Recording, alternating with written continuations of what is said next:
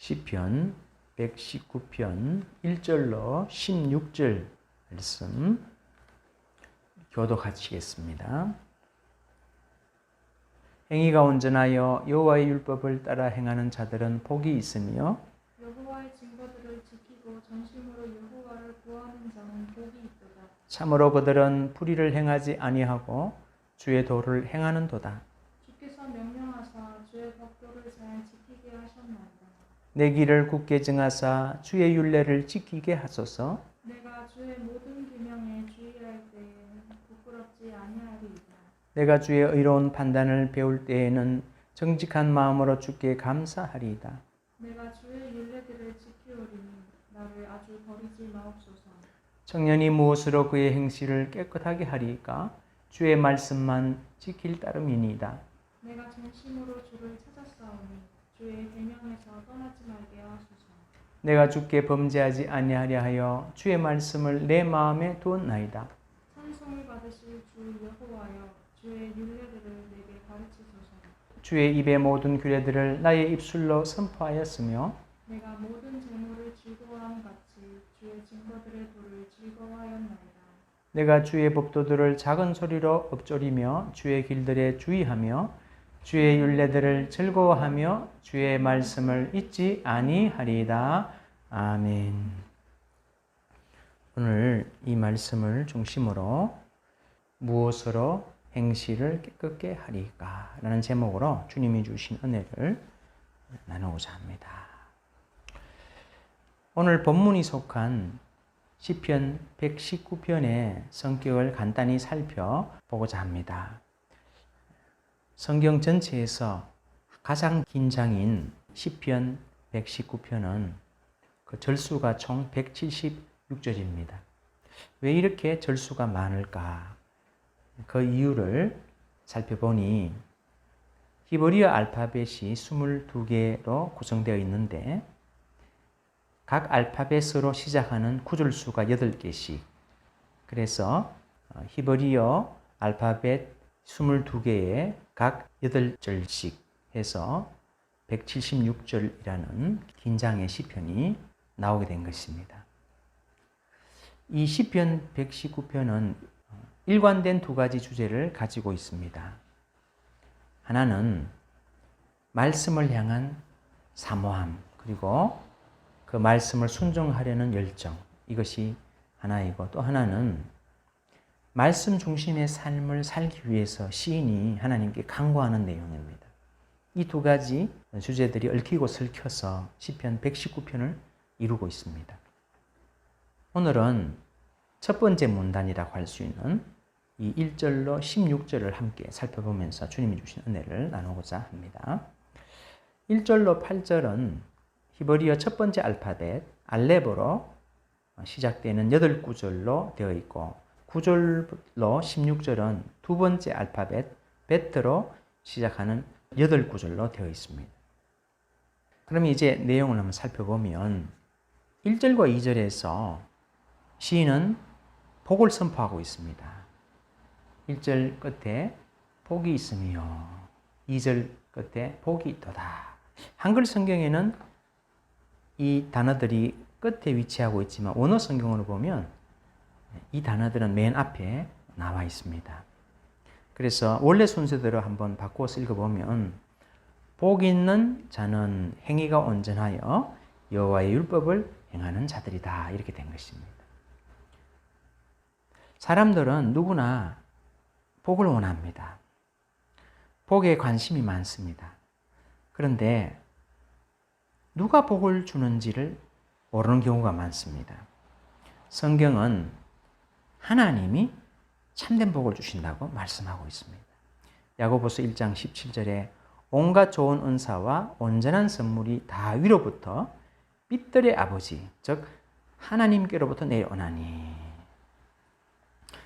자, 복의 근원이 하나님이시라고 성경은 분명히 밝히고 있습니다. 자, 그렇다면 이 복을 어떻게 해야 받을 수 있는가?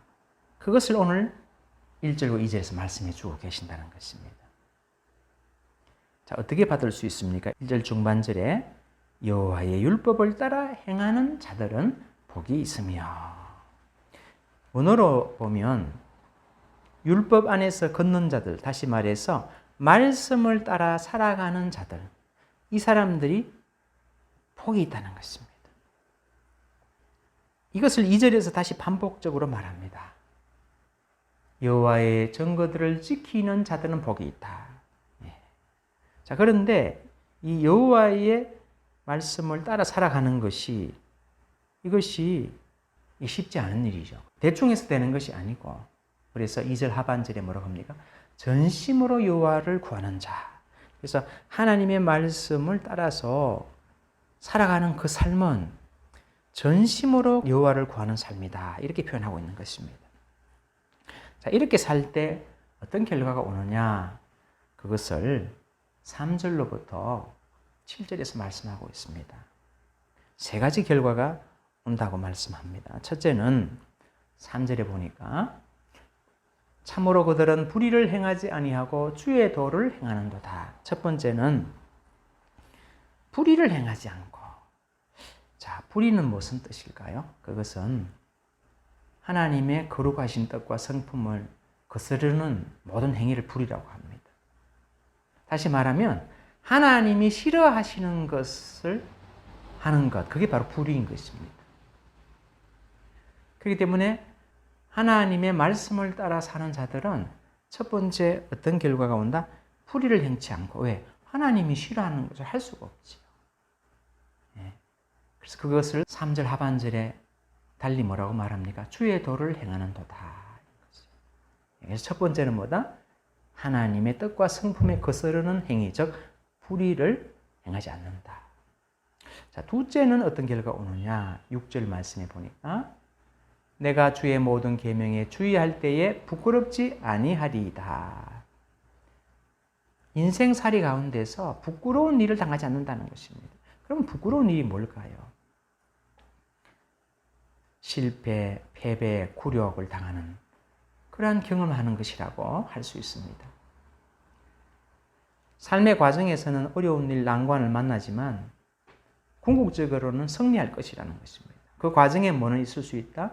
어렵고 난관은 있을 수 있지만 하나님의 말씀을 따라서 걸어갈 때에 실패, 패배, 굴욕을 당하지는 않게 된다고 말씀하시는 것입니다.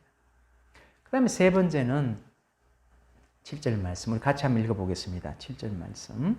내가 주의 의로운 판단을 배울 때에는 정직한 마음으로 주께 감사하리이다. 자, 세 번째는 찬양하고 감사한다는 것입니다. 여기서 감사하리다라는 단어는 예배하다, 경배하다, 찬양하다, 감사하다 이런 뜻을 가지고 있습니다. 하나님의 말씀에는 하나님의 성품과 속성이 계시되어 있는데 하나님의 대표적인 성품이 의로움입니다. 그래서 7절 상반절에 의로운 판단이라고 말하는 것입니다. 하나님의 말씀은 뭐다? 하나님의 의로운 판단이지요. 그렇기 때문에 성도가 이 말씀을 따라갈 때 뭘 배우게 되느냐? 의로움을 배우는 것입니다. 달이 빛이 없습니다. 그런데 햇빛을 받아서 어떻게 합니까? 달이 빛을 비추는 거죠. 그래서 하나님의 의로운 성품이 반영된 하나님의 말씀을 배울 때에, 여기서 배운다는 것은 지적인 배움만이 아니라 말씀을 따라 순종하며 실천하며 살아간다는 의미를 내포하고 있는 것입니다. 그렇게 할 때에 어떤 일이 일어나느냐? 하나님을 감사하고 찬양하는 일이 일어난다는 것입니다.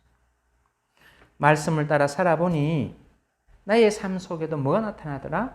의로움이 나타나더라는 것입니다. 내가 어려워서가 아니라 하나님의 의로운 성품이 반영된 말씀을 따라가는 자의 삶 속에서 이것이 나타난다는 것입니다. 그래서 3절에 불의를 행하지 아니하고 6절에 부끄럽지 않게 되고 7절에 감사하게 된다는 것입니다. 그런데 7절에 보면 감사하리다라는 그 말 앞에 이런 표현이 있습니다. 정직한 마음으로. 자, 이것은 무슨 뜻일까요? 자신의 삶 속에 나타난 의를 자신의 공으로 돌리지 않고 자신이 영광을 받지 않고 그 공을 하나님께 돌리는 것입니다. 이것이 정직한 마음입니다. 우리가 스포츠나 연예계 시상식을 지켜보면 수상소감을 말할 때 이런 말을 하는 것을 종종 듣게 됩니다. 하나님께 영광을 돌립니다.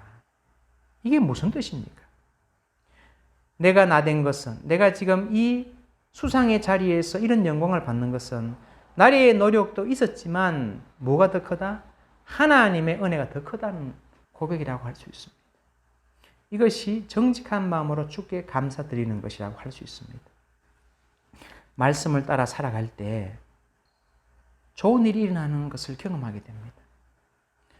이럴 때 당사자가 입을 다물고 있으면 그 영광을 자신이 다 받는 결과가 됩니다. 그 사람이 훌륭한 사람이 되는 것입니다. 그럴 때 하나님께 영광이 되지 않습니다. 마음으로만 알고 있으면 되지.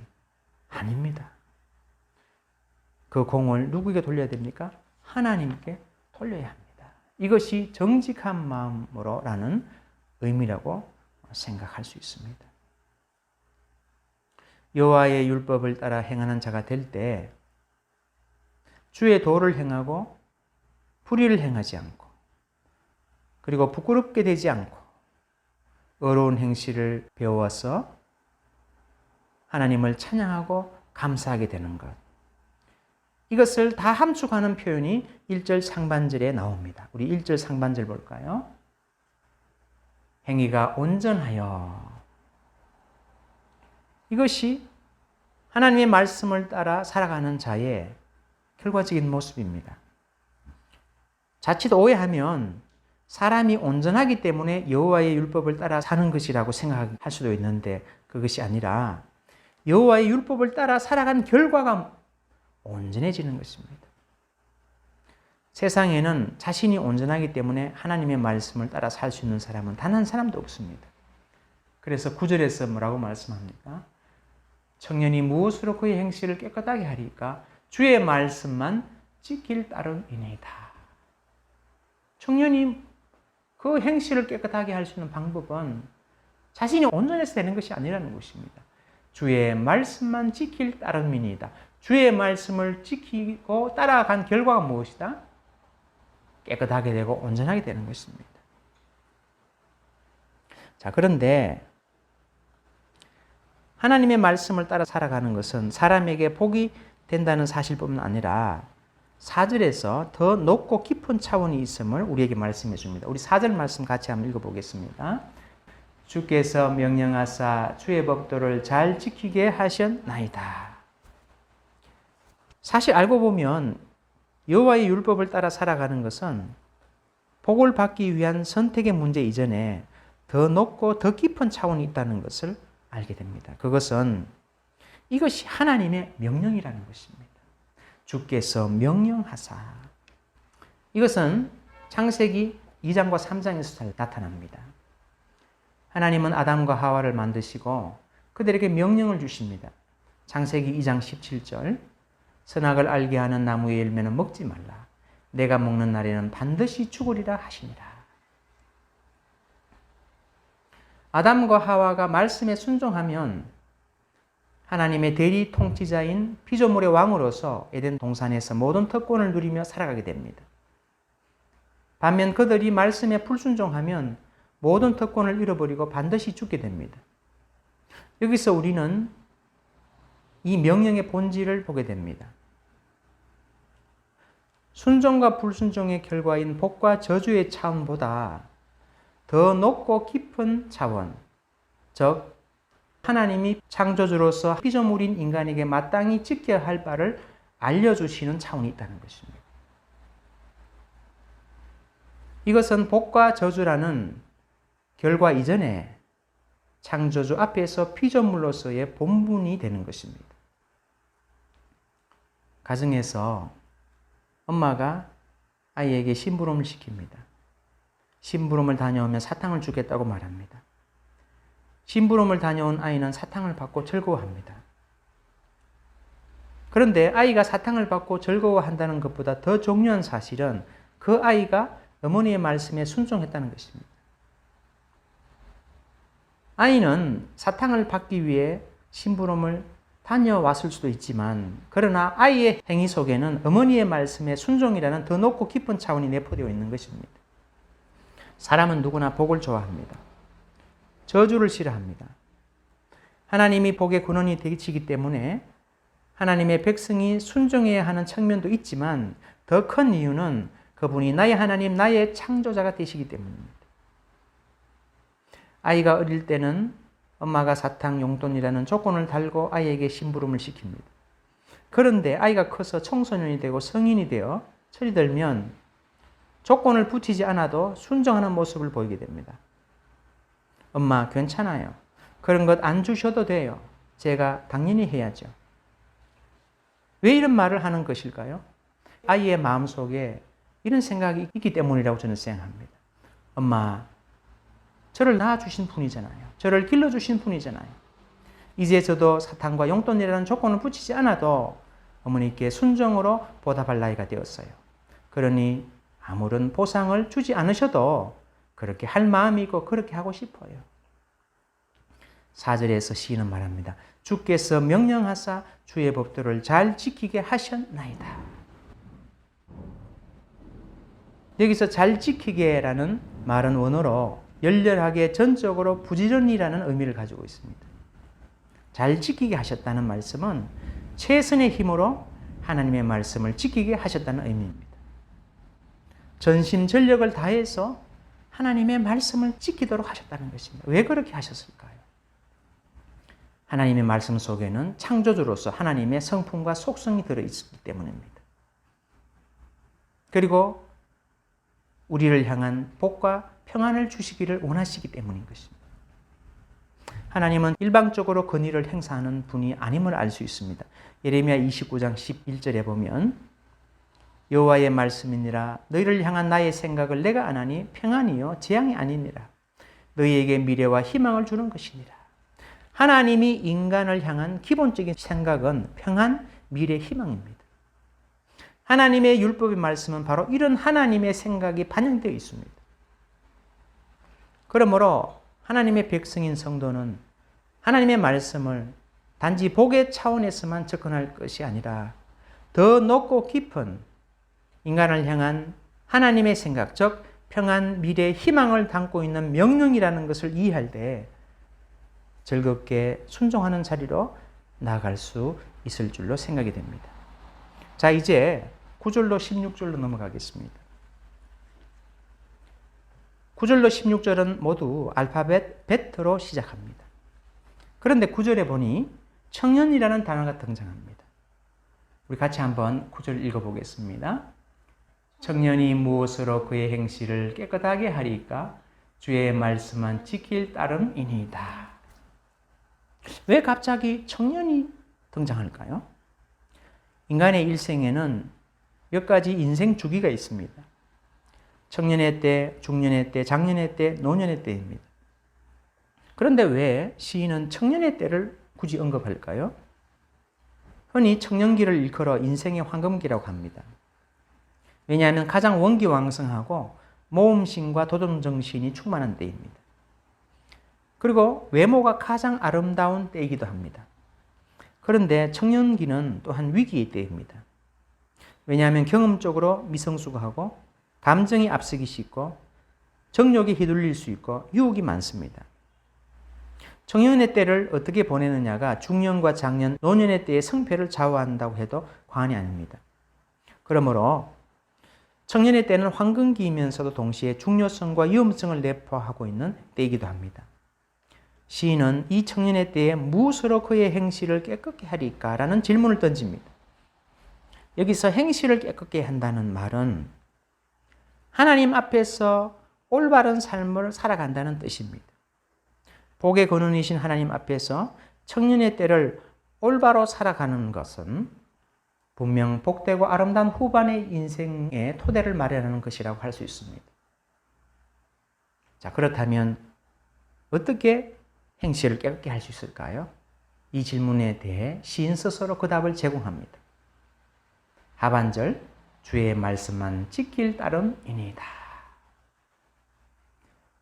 하나님의 말씀 속에는 하나님의 성품과 속성이 반영되어 있을 뿐만 아니라 인간을 창조하신 하나님이 그 인간이 추구해야 할 삶의 원리, 방향, 도리를 그 속에 넣어 놓으셨기 때문에 이 말씀을 따라가는 것이 청년이 자신의 때를 참되고 의미 있게 살아갈 수 있는 참된 길이라는 것을 알려주고 있는 것입니다.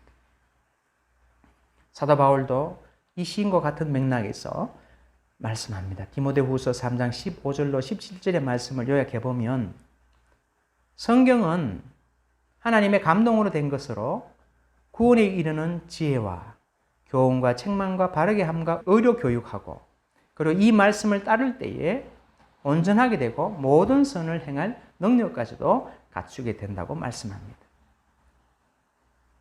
출처가 인간에게서 나온 사상, 철학, 경험은 상대적, 일시적, 가변적이고 인간의 수양과 묵상은 인간의 인식과 경험에서 나온 유한한 것인 반면에 하나님의 말씀은 인간을 창조하신 하나님에게로부터 나온 것이므로 시인은 청년의 때에 이 하나님의 말씀이야말로 그의 발의 등이요 그의 길의 빛이라고 말씀해 주고 있는 것입니다. 사실 하나님의 말씀은 청년뿐만 아니라 청소년, 중년, 장년, 노년에 이르기까지 모든 인생 주기를 사는 사람들에게 그의 발의 등이요 그의 길의 빛이 되는 말씀이라고 할 수 있습니다. 자, 그렇다면 주의 말씀을 지킬 따름이니이다. 이것이 구체적으로 어떤 것일까요? 이것을 시인은 11절로 16절에서 자신의 삶을 통해서 우리에게 알려주고 있습니다. 세 가지로 표현하고 있습니다. 첫째, 16절 말씀입니다. 주의 율례들을 즐거워하며 주의 말씀을 잊지 아니하리이다. 첫째는 무엇입니까? 즐거워한다는 것입니다. 즐거워하는 것만큼 공부나 일을 잘하는 비결은 없습니다. 이런 말이 있지 않습니까? 천재는 노력하는 사람을 이길 수 없고 노력하는 사람은 즐기는 사람을 이길 수 없다. 시인은 하나님의 말씀을 얼마나 즐거워했느냐, 그것을 14절에서 말씀합니다. 우리 14절 말씀 같이 한번 읽어보겠습니다. 내가 모든 재물을 즐거움같이 주의 증거들의 도를 즐거워하였나이다. 사람들이 가장 즐거워하고 기뻐하는 대상, 재물과 비교하고 있습니다. 모든 재물이라고 말합니다. 이것은 다시 말해서 하나님의 말씀을 가장 소중하게 여긴다는 것입니다. 그래서 다른 번역본에서는 이렇게 번역하고 있습니다. 어떤 부귀를 누리기보다도 큰 재산을 가지는 것보다도 하나님의 말씀을 뭐한다? 즐거워합니다. 이렇게 말씀하고 있는 것입니다. 두 번째, 주의 말씀을 지킬 따름이니이다. 이 시인의 두 번째 노력은 묵상입니다. 15절 말씀. 내가 주의 법도들을 작은 소리로 읊조리며 주의 길들에 주의하며. 여기서 읊조린다는 말은 숙고하다, 묵상하다, 명상하다는 뜻입니다. 이것은 말씀을 묵상하고 연구하며 주의 깊게 살핀다는 뜻입니다. 시편 1편에서 복 있는 자의 태도와 같은 것입니다. 오직 여호와의 율법을 즐거워하여 그의 율법을 주야로 묵상하는 자로다. 현대 과학에서 뇌 연구 결과에 따르면 인간은 24시간이 지나면 들었던 것의 80%를 잊어버린다고 합니다. 그래서 기억한 것을 잊어버리기 전에 다시 떠올려보고 보고 들은 내용을 다시 뇌에 입력하면 어떤 결과가 나오느냐. 뇌의 신경회로가 굵어지고 강화되면서 장기 기억으로 변화된다고 합니다. 그래서 이를 활용한 학습법에서는 7시간 이내, 7일 이내, 30일 이내에 3번 이상 배운 것을 반복하라고 그렇게 가르쳐주고 있습니다. 시편 1편의 시인은 주야로 묵상한다고 말씀합니다. 본절에서 시인은 15절, 16절에서 읊조리며 잊지 않겠다고 말씀합니다. 시인의 두 번째 노력이 무엇입니까? 하나님의 말씀을 묵상하는 것입니다. 반복적으로 묵상하며 잊지 않으려고 하는 것입니다. 세 번째 시인의 노력은 마음속에 하나님의 말씀을 두는 것입니다. 그것이 11절에 나타납니다. 우리 11절 말씀 같이 읽겠습니다. 내가 주께 범죄하지 아니하려 하여 주의 말씀을 내 마음에 두었나이다. 마음에 두었다는 것은 암기하는 것 그 이상을 뜻합니다. 말씀을 즐거워하고 묵상함으로 그 말씀을 장기 기억으로 바꾸어주고 그리고 한 걸음 더 나가서 마음에 하나님의 말씀을 둔다고 말합니다. 마음은 인간의 가장 중요한 부분, 즉 지정의가 머무르는 곳입니다. 그러므로 마음에 둔다는 것은 말씀에 대한 사모함, 열정, 그리고 그것을 순종하려는 의지까지 포함하는 표현입니다. 다시 말해 말씀이 내재화되었다는 것입니다. 우리는 하나님의 말씀을 지키기 위해 시인이 어떤 노력을 경주해 왔는지 알 수가 있습니다.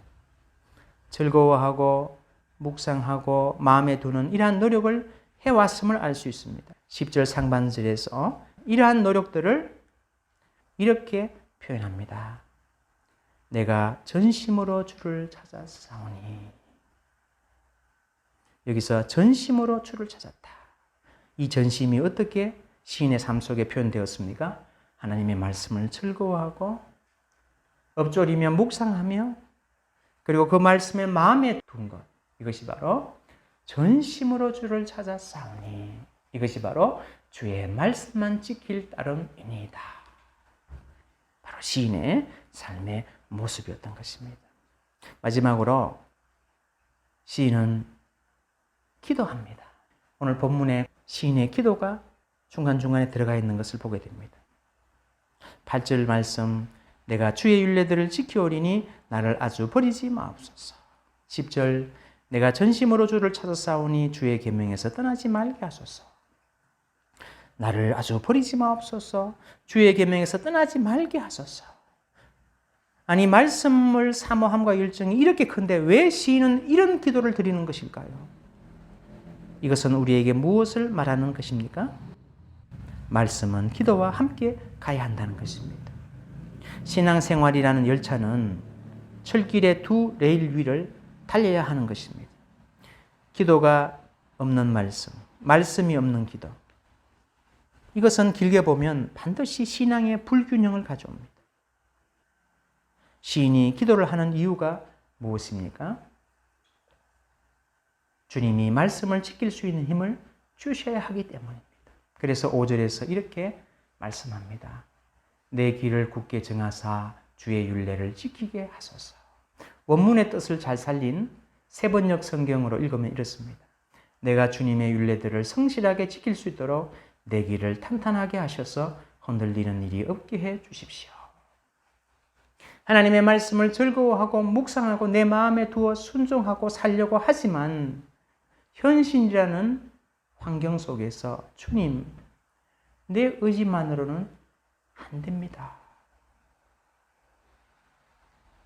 말씀에 따라 흔들리지 않고 굳건히 살아가도록, 다시 말해 내 인생의 길이 들쭉날쭉하지 않고 말씀에 따라 흔들림 없이 똑바로 가도록 도와주세요. 힘을 주세요. 용기를 주세요. 붙들어 주세요라고 절박하게 기도하고 있다고 할 수 있는 것입니다. 둘째, 시인의 기도는 성령의 인도하심을 간구하는 것입니다. 12절 말씀, 찬송을 받으실 주여 주의 율례들을 내게 가르치소서. 성경은 성령의 감동으로 기록된 책입니다. 베드로후서 1장 21절에 오직 성령의 감동으로 받은 사람들이 하나님께 받아 말한 것입니다. 성령은 진리의 영이십니다. 우리를 진리로 인도하는 분이십니다. 기도할 때에 성령 충만해지고 성령님의 올바른 지도를 받을 때에 말씀을 올바로 이해할 수 있습니다. 말씀을 억지로 풀어서는 안 되는 것입니다. 성령의 인도하심을 통해서 우리는 말씀을 바로 이해할 수 있고 진리로 인도함을 받을 수가 있는 것입니다. 그래서 시인은 기도합니다. 주의 율례들을 내게 가르치소서. 결론의 말씀을 드립니다. 오늘 본문은 시편 119편의 서론 역할을 합니다. 말씀을 향한 시인의 사모함과 순종의 열정을 잘 표현하고 있고, 또한 말씀 중심의 삶을 살기 위한 시인의 간절한 기도가 포함되어 있습니다. 말씀을 순종하는 것은 두 가지 차원이 있다는 것을 우리는 알게 되었습니다. 첫 번째 차원은 복의 차원입니다. 하나님의 말씀을 따라 사는 것, 이것은 성도의 가장 복된 일입니다. 말씀을 따라 행할 때 하나님의 뜻과 성품을 거스르지 않게 되고, 말씀을 따라 살 때 부끄럽지 않게 되고, 하나님의 의로우신 판단을 배우고 실천하게 되어 감사할 일이 생기고 하나님께 그 영광을 돌리는 자가 될 수 있다는 것입니다. 두 번째 차원은 하나님의 말씀은 명령이라는 사실입니다. 창조주로서 인간에게 주시는 명령입니다. 아담과 하와에게 명령을 주신 것처럼 창조주로서 하나님은 그의 백성에게 그분의 말씀을 잘 지키도록 명령을 주신 것입니다. 하나님이 인간에게 향하신 생각은 재앙이 아니라 평안과 미래와 희망이기 때문에 말씀을 지키는 것은 창조주 하나님을 자신의 하나님으로 인정하는 것이며 그 결과 복된 삶을 살아가게 되는 것입니다. 시인은 하나님의 말씀을 지키기 위해서 삶 가운데서 구체적인 노력을 했습니다. 첫째, 말씀의 사모함입니다. 말씀을 즐거워하며 묵상하며 마음에 두는 일을 했습니다. 둘째, 기도의 생활입니다. 말씀과 기도라는 균형이 있을 때 신앙의 열차는 그 선로를 따라 복 있는 자의 길로 달려갈 수 있는 것입니다. 그래서 시인은 기도합니다. 5절에서 내 길을 굳게 정하사 주의 율례를 지키게 하소서. 12절 찬송을 받으실 주 여호와여 율례들을 내게 가르치소서. 그렇다면 말씀에 대한 사모함과 열정을 이 시인이 원래부터 가지고 있었을까요? 그렇지 않았던 것 같습니다. 그는 67절에서 이렇게 고백합니다. 우리 67절 말씀 찾아서 같이 한번 읽어보겠습니다. 고난 당하기 전에는 내가 그릇 행하였더니 이제는 주의 말씀을 지키나이다. 시인은 이것을 고난을 통해서 배웠다고 말씀합니다. 고난은 이 시인에게 말씀에 더 가까이 나아가는 촉매제 역할을 했다는 것입니다. 힘든 세상살이 가운데 만나는 고난이 시인으로 하여금 말씀으로 견인하는 바로 그러한 역할을 했다는 것입니다. 말씀에 대한 시인의 사모함과 열정이 고난을 통해서 얻어진 것임을 생각할 때 평안한 때만이 아니라 고난의 때에도 성도들은 말씀을 더 가까이 할 수 있게 된다는 것을 깨닫게 됩니다. 이것은 힘든 세상 가운데 고난을 맛보며 살아가는 성도들에게 용기와 힘을 주는 말씀이 아닌가 생각이 됩니다. 이 시인이 고난을 통해서 하나님의 말씀에 사모함이 더해지고 열정이 더해지고 그리고 순종의 열망이 더해졌다는 사실은 평안할 때뿐만 아니라 고난이 찾아왔을 때도 우리는 말씀에 가까이 나아갈 수 있는 기회와 계기가 될 수 있다는 것입니다.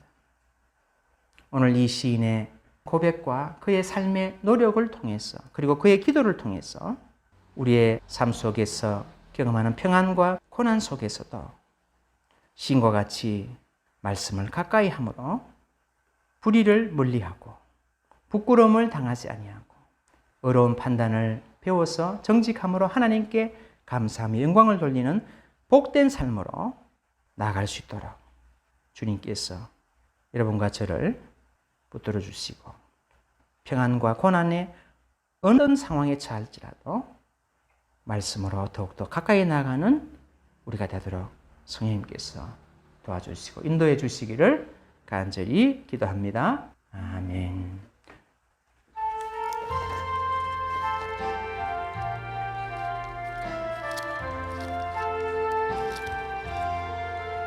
나의 갈 길 다가도록 예수 인도하시니 내 주 안에 있는 긍휼 어찌 의심하리요. 믿음으로 사는 자는 하늘 위로 받겠네. 무슨 일을 만나든지 만사 형통하리라. 무슨 일을 만나든지 만사 형통하리라. 나의 갈 길 다가도록 예수 인도하시니 어려운 일 당한 때도 족한 은혜 주시네. 나는 심히 고단하고 영혼 매우 갈하나 나의 앞에 반석에서 샘물 나게 하시네. 나의 앞에 반석에서 샘물 나게 하시네. 나의 갈 길 다가도록 예수 인도하시니 그의 사랑 어찌 큰지 말로 할 수 없도다. 성령 감화 받은 영혼 하늘 날아갈 때에 영영 보를 나의 찬송 예수 인도하셨네. 영영 보를 나의 찬송 예수 인도하셨네.